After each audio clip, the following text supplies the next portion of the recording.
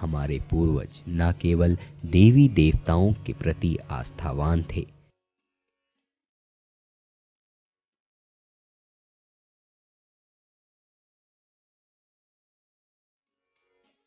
अपितु वो प्रकृति के उपासक भी थे। यही कारण है कि हमारे मंदिर घनी आबादी से दूर या तो हिमालय के ऊंचे शिखरों पर या सघन वृक्षावलियों से आविष्ठित शांत एकांत वातावरण में पावन नदियों के तट पर स्थित हैं, जहां पहुंचकर सांसारिक वस्तुओं से स्वतः वैराग्य हो जाता है और मन स्वयं ईश्वर उपासना में लीन हो जाता है। ओम या देवी सर्वभूतेषु विश्वरूपेण संस्थिता नमस्तस्यै नमस्तस्यै नमस्तस्यै नमो नमः। नमो देव्ये महादेव्ये शिवाये सततं नमः। नमः प्रकृतिभद्राये नियता परिणता स्मृताम्।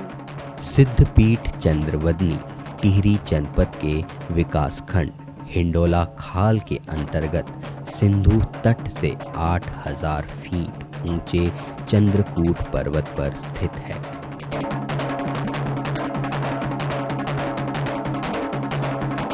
स्कंद पुराण के केदारखंड में इसे भुवनेश्वरी पीठ के नाम से भी अभिहित किया गया है। चंद्रवती मंदिर तक पहुंचने के लिए अब टिहरी और देवप्रयाग से मोटर परिवहन की सुविधा उपलब्ध है और अब केवल 1 किलोमीटर पैदल चलना पड़ता है।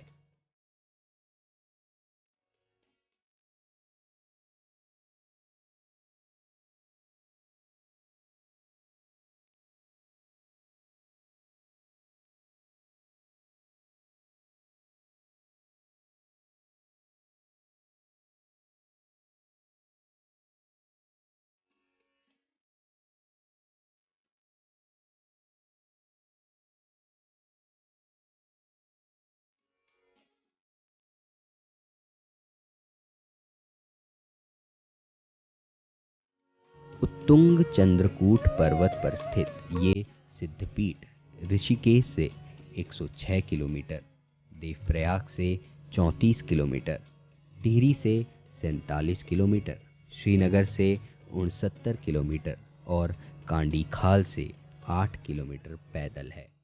ये पैदल मार्ग सुहाना और मनमोहक है।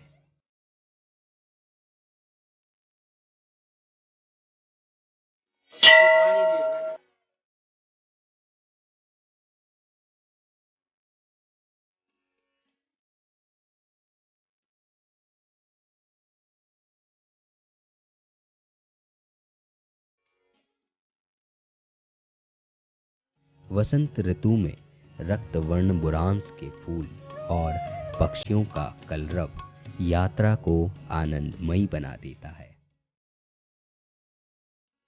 यदि हम कहें कि सिंधु तट से 8000 फीट की ऊंचाई पर स्थित चंद्रवदनी मंदिर की स्थिति उत्तराखंड के समस्त मंदिरों में भिन्न और अलौकिक है, तो अतिशयोक्ति नहीं होगी।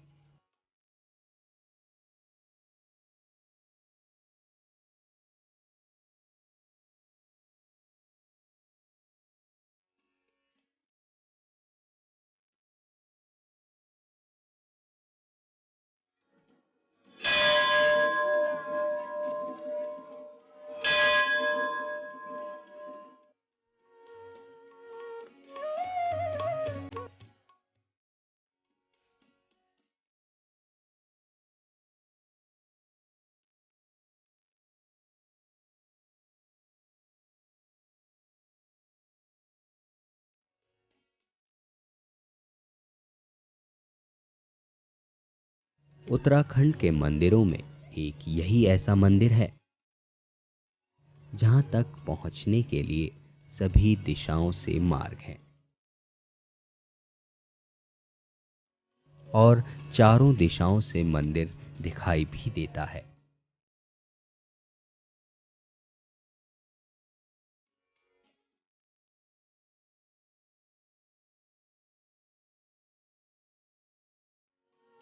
सुदूर क्षेत्रों से मंदिर आस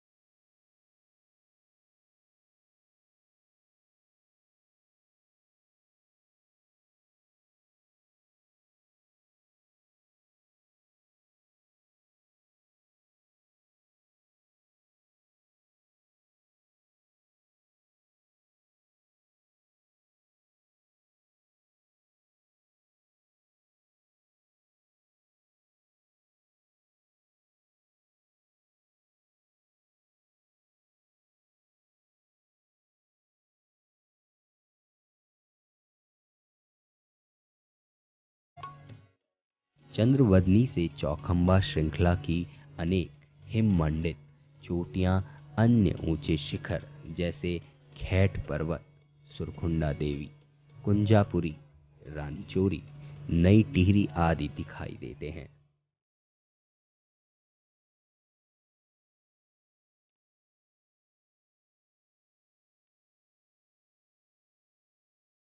चंद्रवदनी मंदिर में वैसे तो वर्ष भर श्रद्धालुओं का आना जाना लगा रहता है।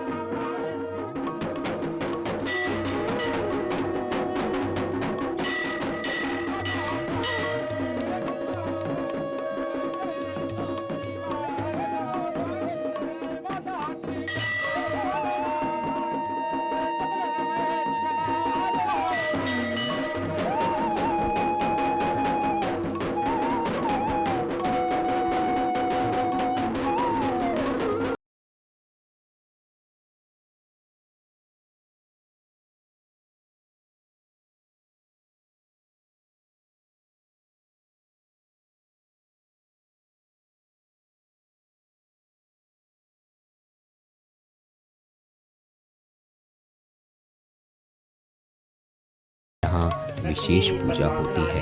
पद्महस्ता हरिप्रिया श्वेतरूपधरा देवी ईश्वरी वृषवाहना ब्राह्मी योग समन्विता नानाभरण शोभाढ्या नानारत्नोपशोभिता दृश्यन्ते रथमारूढ़ा देवक्रोध समाकुला शंखं चक्रं गदां। इस कारण इन दिनों अधिक श्रद्धालु यहाँ आते हैं। मंदिर समिति की ओर से इन दिनों मंदिर के पुरोहित प्रतिपदा से नवमी तक सप्तसदी का पाठ करते हैं।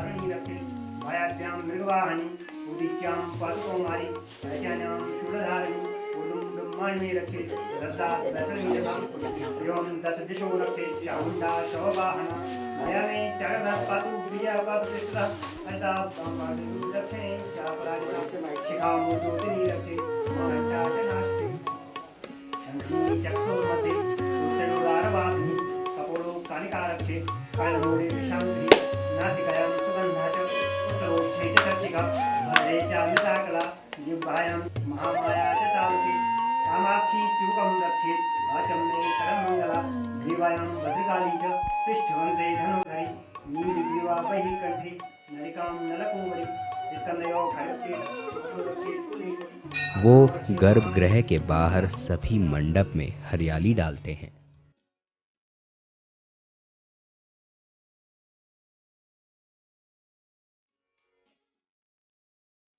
मंदिर में आने वाले श्रद्धालुओं ने यहाँ की महिमा के बारे में बताया।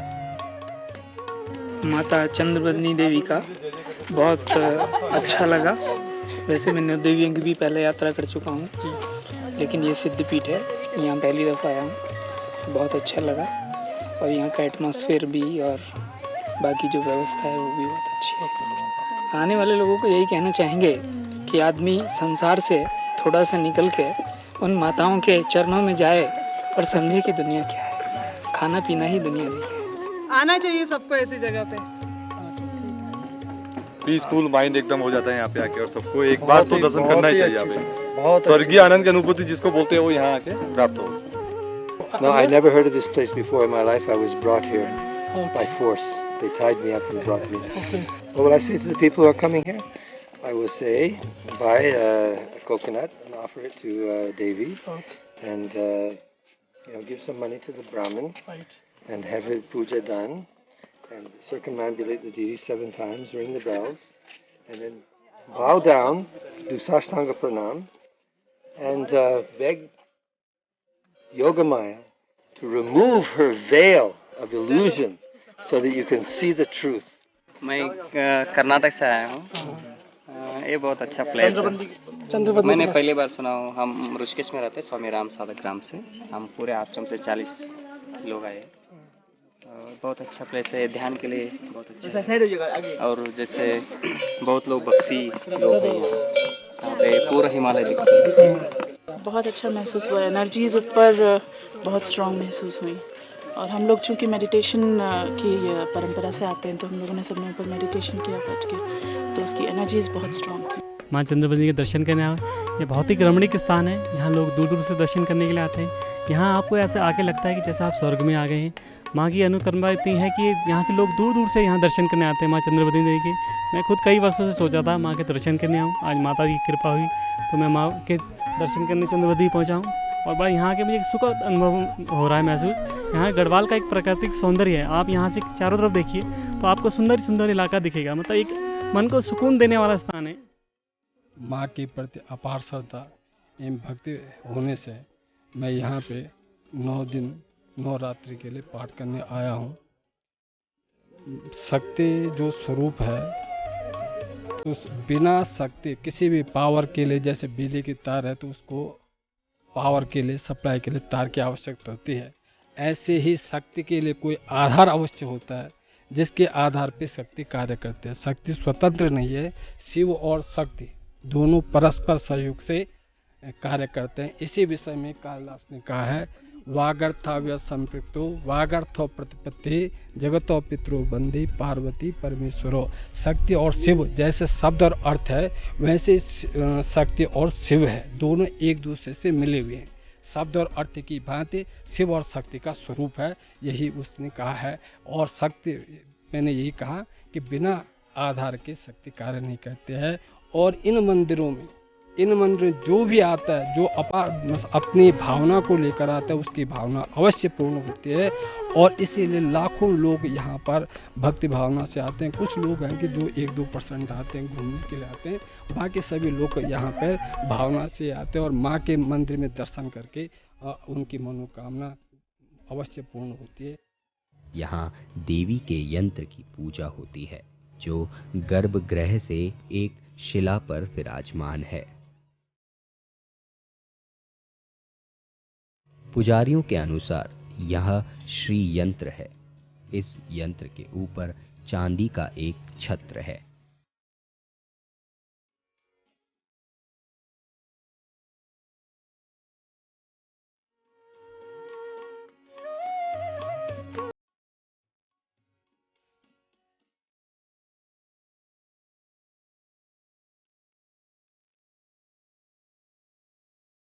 चंद्रवदनी मंदिर के बारे में मंदिर के पुजारी श्री दाताराम भट्ट जी कहते हैं,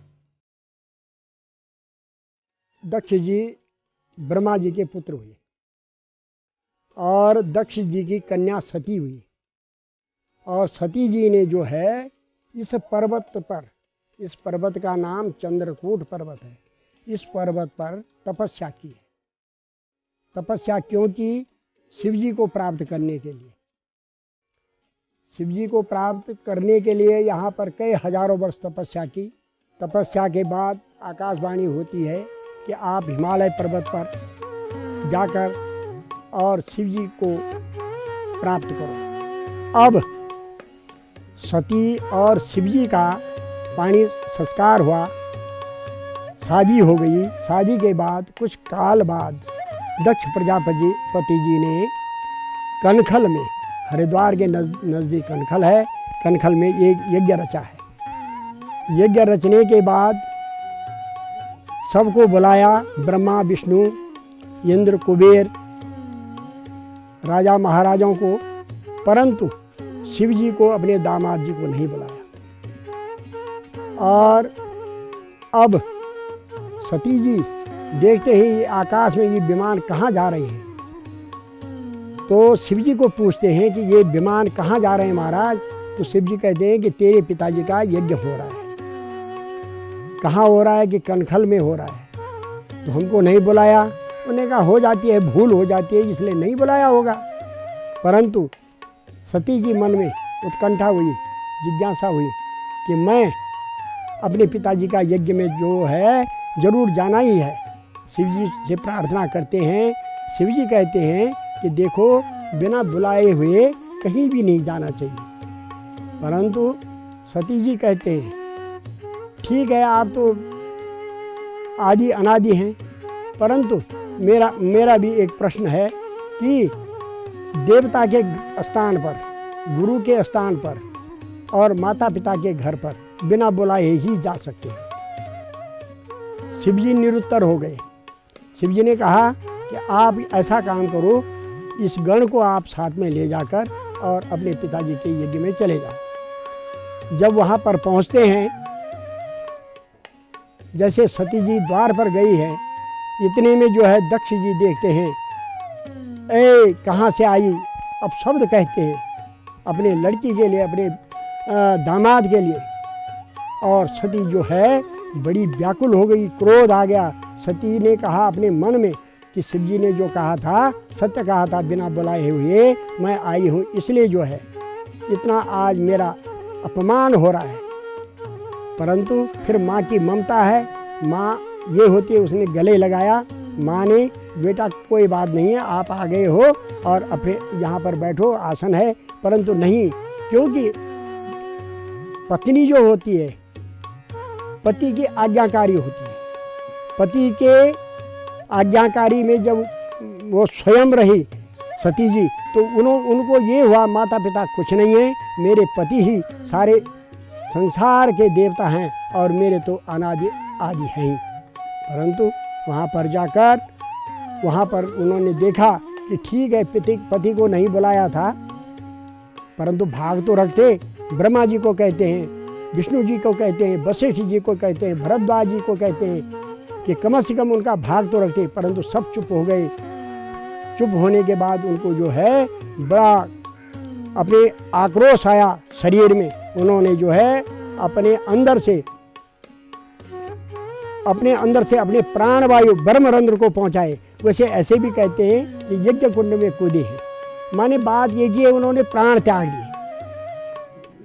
अब जब प्राण त्यागने के बाद जो है शिव जी को पता चला कि वहाँ पर जो है सती जी ने प्राण त्याग दिए हैं और मेरे ही पास पहुँच गए हैं और शरीर वहाँ पड़ा हुआ है।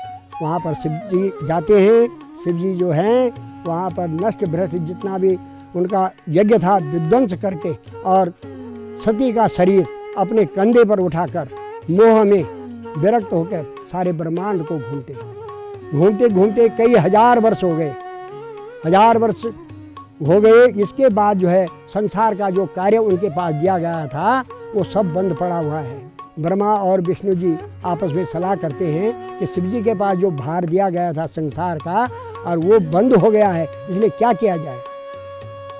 फिर उनकी आपस में सलाह हुई कि सुदर्शन चक्र भेजा दिया जाए और सुदर्शन चक्र जो है सती के अंग प्रत्यंगों को गिराया जाएगा और उसके बाद उनका मोह जो है उनसे भंग होकर और फिर अपने कार्य में तत्पर हो जाएंगे। परंतु जब सुदर्शन चक्र वहाँ पहुँचे तो शिव जी ने क्या किया, जैसे अंग जहाँ गिरे हैं उन स्थानों पर उन्होंने तपस्या की है।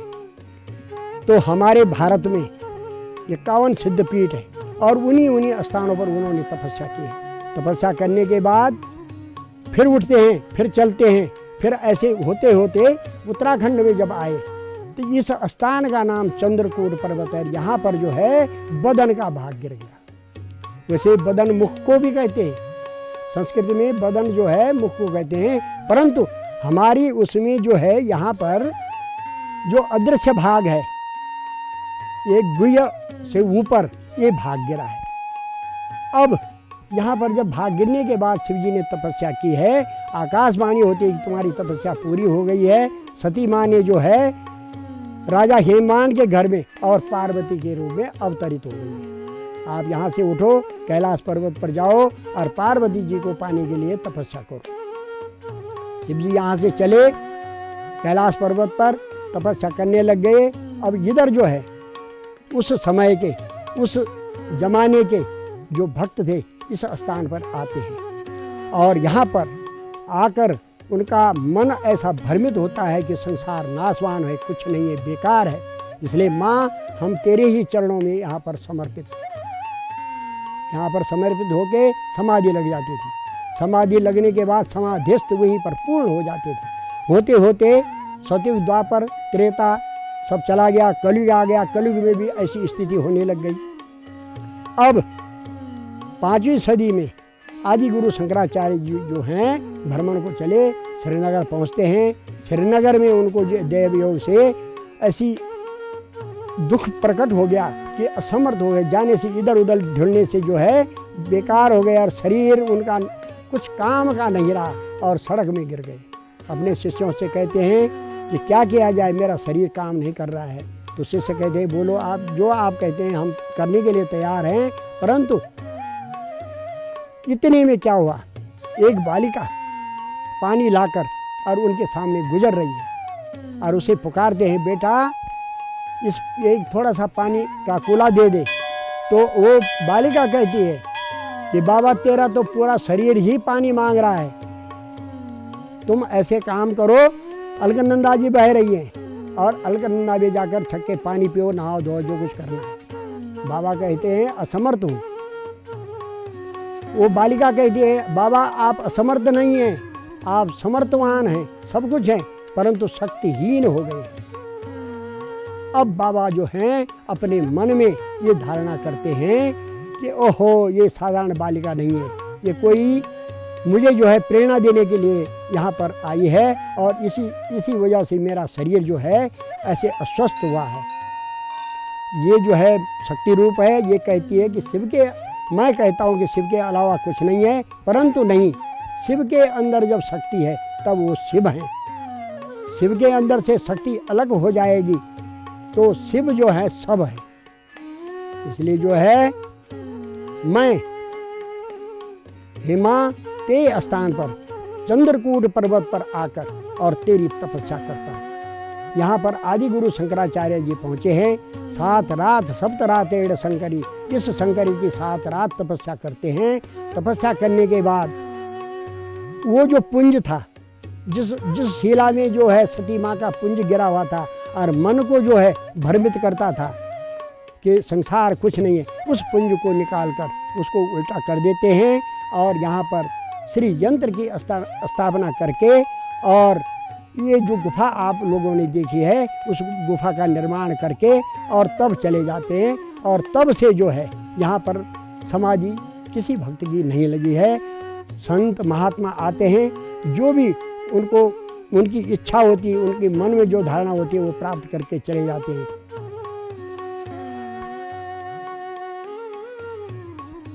यहाँ पर एक गुफा भी है जिसके बारे में बताया गया।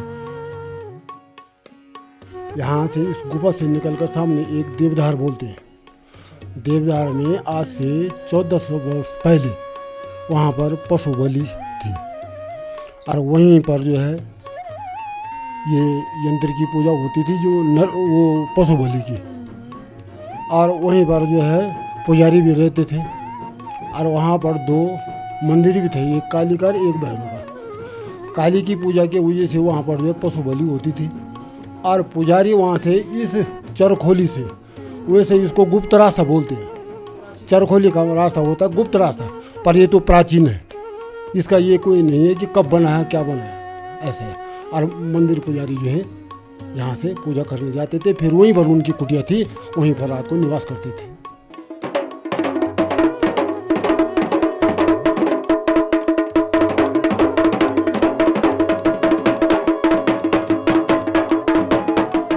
यहाँ आने वाले श्रद्धालुओं की परंपरागत ढंग से स्वागत और विदाई भी की जाती है। चंद्रवदनी, जिसे भुवनेश्वरी पीठ भी कहा जाता है, केदारखंड में विस्तृत